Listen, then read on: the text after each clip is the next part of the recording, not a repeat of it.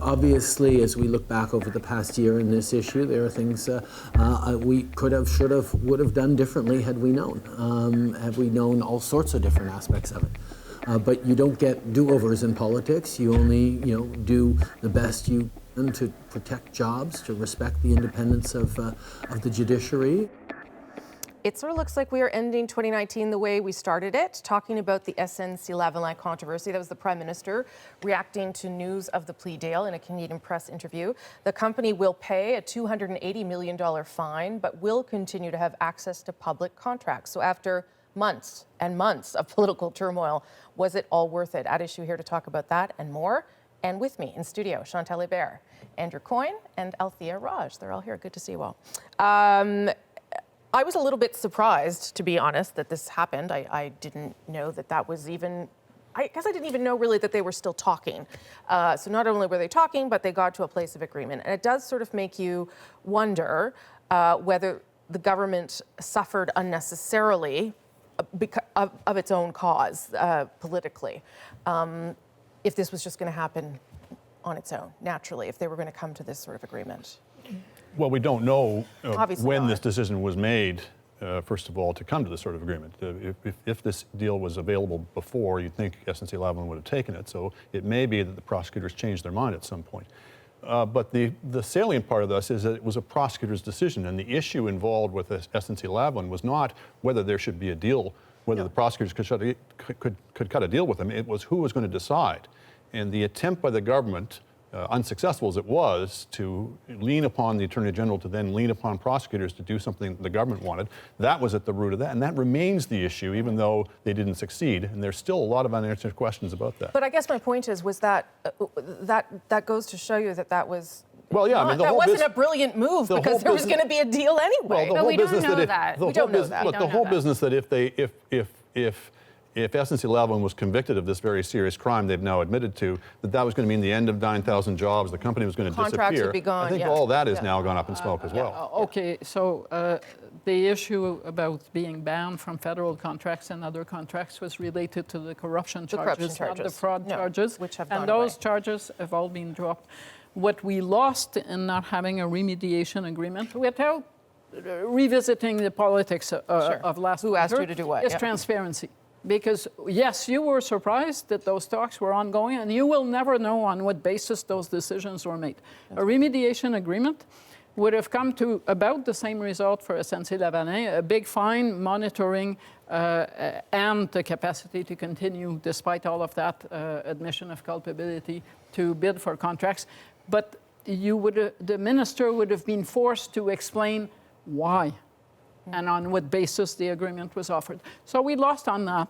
I think the outcome is not very different than it would have been if they'd offered the company a remediation agreement, except for light being thrown in the room rather than light we will never see in that negotiation room.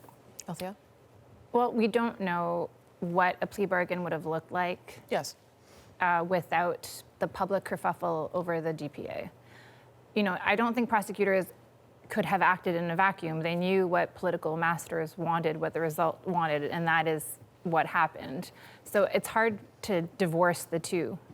In that clip, we don't hear the Prime Minister, which to me is the most shocking thing from the whole affair, say that he had perhaps learned lessons about taking at its word what a company says and granting so much access to a private company, publicly shared, so a public interest on both sides. But when you go through the ethics commissioners, the report about just how involved this company and the board and people were, not just in the Prime Minister's office, but in the Finance Minister's office and the Treasury Board Minister's offices, and just how the tentacles of SNC-Lavalin were all throughout this government, you have to wonder, are there other businesses that have this type of access? Are there deeper lessons learned here about how you should or you should not engage businesses? That, to me, is still something that I feel like, hey, maybe you should have learned a lesson that goes beyond mishandling a caucus member. And I mean, I don't see eye to eye with Andrew about what is because legit we've about established the that GPA. over 12 months. But I think that Jody Wilson-Raybould did not want to be holding the bag. She says clearly in her call with Michael Warnick, like it would be embarrassing. This would be the first time, and she'd have to explain to people in the community, in the legal community, why she was doing this, and she didn't want to. Yeah, but that answer, with all due respect to the Prime Minister, is not terribly different than the answer he gave 6 months ago. No. Do you know what I mean? Like, I don't think his story or his reaction has changed. No, it's not, and it's not going to change going forward. This is where he has set his flag, and he will leave it there. But yes, SNC-Lavalin had a lot of inside contacts, and they used the fact that they had jobs in the balance to get that inside contact. We should probably be thankful that we live in an era when big business no longer gives big checks to parties. At least. Because there was, not so long ago, before those reforms that Jean Chrétien and Stephen Harper brought in, connections and inside contacts on the basis that you were a big donor. We spent a lot of time on that file, and I'm happy to move on. We may be talking about I it yet, know, but, we may be talking about it all spring, but let's move on to... No, we will not be talking about it all spring, sorry. Because they won't come back. Let's move on to the Conservative leadership race. A few big names We already will be out talking there. about that Yes, all spring. and a lot of people considering it. Here's what I mean. Well, I've had a lot of people sending me emails and Facebook posts and texts to encourage me to run. I think it's far too soon to make a decision of this magnitude, and so I will obviously take the time necessary. I'm considering it. Regardless of the role I play, though, I think we need to build a much bigger Conservative Party. My first thought is Rona. Oh, I thought that Tim Okay, Apple so was going to lots say of he was in it too. Lots of people thinking about it. Obviously, one big name is missing. There's two big names. Well, you heard Rona Ambrose. There's another name that's out there now, and that's Jean Charest. So let's start with Jean Charest and then move to Rona Ambrose. The Charest thing is real. Is real. It is a serious, I call it the last political temptation of Jean Charest. By all accounts, and he has admitted, I think, today that he was thinking about it, he is tempted. People who have talked to him will tell you that he really sees this as maybe something he wants to do. Now, whether over time he will stick with that decision is another issue. It's not the party that he left behind. No.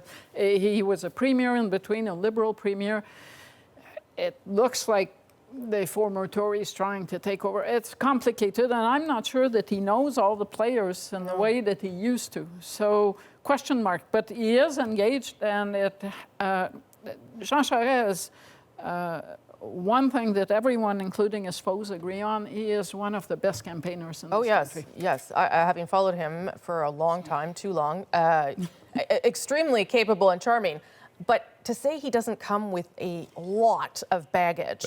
Yeah, I just don't. Is no one saying that to him? Not only as Premier of Quebec, but as former party leader of the PC party. Yeah. Where people invested heavily in expectations and hopes of him, and he consistently fell short of. I'm not sure there's really that large a constituency for him in today's Conservative Party, and I fear he may embarrass himself if he goes into this. I don't think we should judge him from the actions of 30 years ago, but maybe people are not telling him about the baggage, but Conservatives that I've spoken to is the first word they mention. He's got too much baggage. And he better not go into this race unless he's assured he's going to win, because there's no way you want that mark on your legacy. No. And there is no way that he can be assured to win if he enters this race. It's more complicated than that. He needs support across the country, and he will have competition. There is no coronation on offer in this case. No. Okay, so Rona Ambrose, the other person whose name has now taken on a new level, and she also getting many calls. I wouldn't say she's considering it, but she's not considering it, if I can qualify it that way. If you're not considering something, there are many ways to let people know, and it's been a few weeks. And you just have to say no. Yes. Not that hard to... There's you're seeing this from a lot of candidates. Yes. Christy Clark, for example, not candidates, but proto-candidates, where they give every answer really except no. Yeah, It's not on my radar, non-denial denials. But it raises their market value. Let's be clear that this is the least costly way of raising your profile. Yeah, To and say, I'm getting lots things. of emails. Yeah. Well, gee, how would we know? But still, it Or they're raises talking about me on that issue, Yes. so it must be real. Yeah. People are building up this sort of boom around Rona Ambrose that I'm not sure where it comes from. She was the interim leader for a while. She was a cabinet minister, but she wasn't the sort of enormous figure in the party that people are now sort of seeming glomming onto her as the savior. It is encouraging, though, Jean Charest, Ronan Ambrose, all these names, that people, from the party standpoint, that people who would have declined to have run or even considered it last time around are now looking at it, because the party's situation has changed, the relative standings of the parties have changed, and you have a potential of being a future prime minister. So a lot of expressions of interest coming forward. Although I do think the French thing is, I think you're sort of dead in the water. Are you not? I So mean, I haven't spoken to her recently, but I was not under the impression that she was still taking French lessons. She was taking French lessons when she was interim leader. And her French was not great. Like, she would have had a hard time in a debate. Yeah.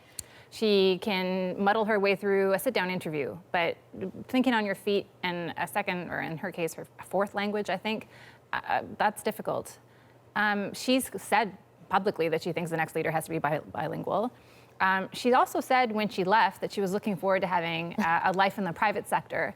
My sense from people around her is that, she basically made a deal with her husband. She was going to do the interim leader thing, and then they were going to go off and have a nice life together. And to me, it seems like she wants to get back in the game, right? Like, she serves on the NAFTA Council. She's on TV all the time talking about her bill about judicial training.